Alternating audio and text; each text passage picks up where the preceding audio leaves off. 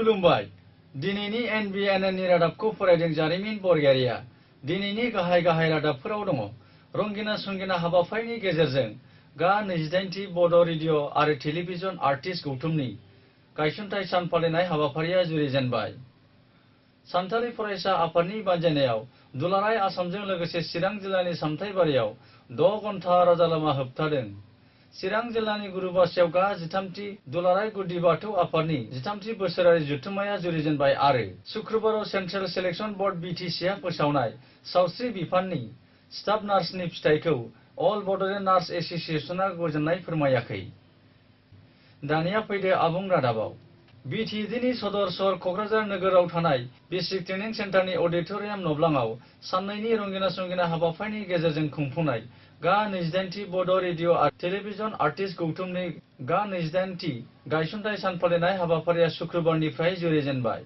1991 इं मायथाइयाव जोनोम मोननाय बर' रेडिअ आरो टेलिभिजन आर्टिस्ट गौथुमनि गा 28थि जोनोम सानजों लोब्बा लाखिनानै 9 आरो 10 अक्ट'आव खुंफुंनाय साननैनि मेहेरगोनां हाबाफारिनि गिबि साननि हाबाफारियाव गुबुन गुबुन हारिमु मोसानाय बादायलायनाय आरो देंखो रोजाबनाय बादायलायनायबो खुंफुंनाय जायो मख'नाय जायोदि क'क्राझार बेसिक ट्रेनिं सेन्टारनि सावराय जुथुमनि नब्लाङाव खुंफुंनाय गा 28थि बड' रेडिअ आरो टेलिभिजन आर्टिस्ट गौथुमनि जोनोम सानजों लोब्बा लाखिनानै खुंफुंनाय हाबाफारियाव क'क्राझार ओनसोलनि गोबां गागि नोगोरारिफोरजों लोगोसे बर' रेडिअ आरो टेलिभिजननि देंखोगिरिफोरखौबो बाहागो लानाय नुनो मोननाय जायो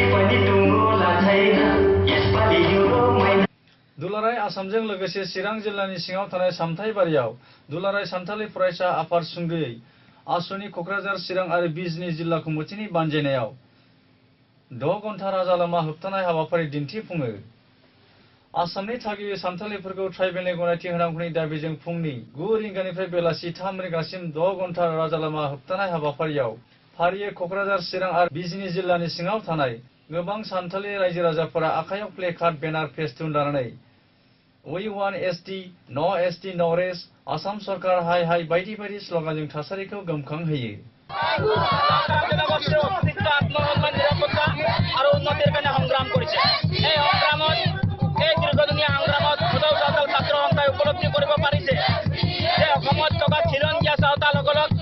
জন্মগত যি জনজাতিকৰণৰ অধিকাৰ এই অধিকাৰৰ পৰা বঞ্চিত কৰা হৈছে এই অকৃত নিৰ্যাতিত সাঁওতাল জনগোষ্ঠীক যিমানেই উচিত হুকুম কৰা হ'ব বঞ্চনা কৰা হ'ব চৰকাৰে কোৱা কথা চৰকাৰ উন্নতি দিশত আগবাঢ়িব নোৱাৰে এই সাঁওতাল জনগোষ্ঠীক চাহ জনগোষ্ঠীক কৰা হৈছে প্ৰবঞ্চনা কৰা হৈছে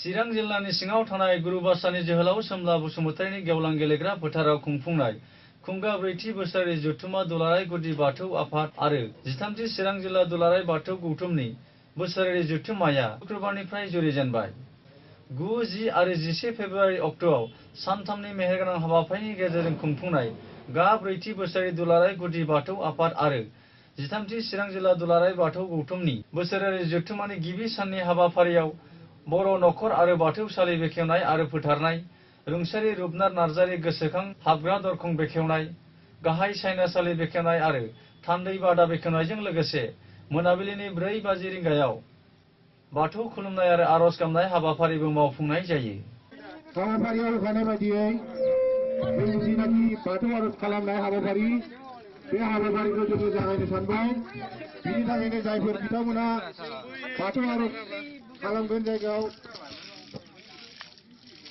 फैनो थाखाय थाग थियारि जानानै जायफोरा बाथौ आर'ज खालामनाय हाबाफारि बे हाबाफारिखौ जोङो होनजानानै फैनाय लोगो लोगो जागायनो सानबाय बिनि थाखाय बिथांमोना आर'ज खालामनो थाखाय थाग थियारि जानानै दङ बिथांमोनखौहाय नैबे जोंनि आर'ज खालामनायनि जायगायाव खबर जाहोजोबनो थाखाय आफादनि जानानै खावलायहरनाय थाबाय गोजोन्थों।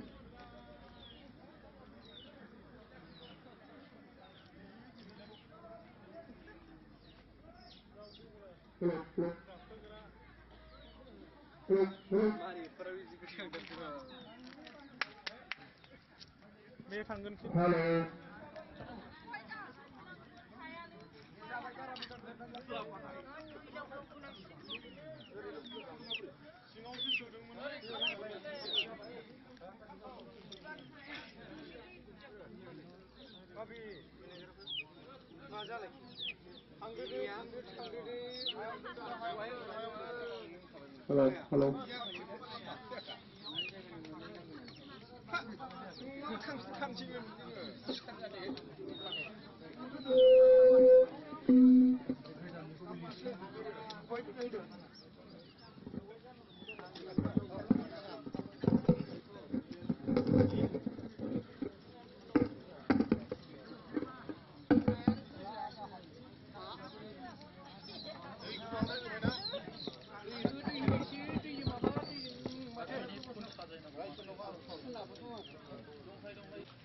शुक्रबाराव सेन्ट्रेल सेलेक्शन बोर्ड बीटीसी आ फोसावनाय स्टाफ नार्सनि फिथाइखौ अल बड'लेण्ड नार्स गौथुमा गोजोननाय मोनाखै। थांनाय बावैसो सान सिगां सेन्ट्रेल सेलेक्शन बोर्डआ खुंफुंनाय स्टाफ नार्सनि फिथाइखौ लानानै दुलाराय आसाम नार्स गौथुमनि सिङाव थानाय अल बड'लेण्ड नार्सिं स्टाफनि गेजेराव गोख्रों फिनजाथाय सोमजिखांनाय नुनो मोनो।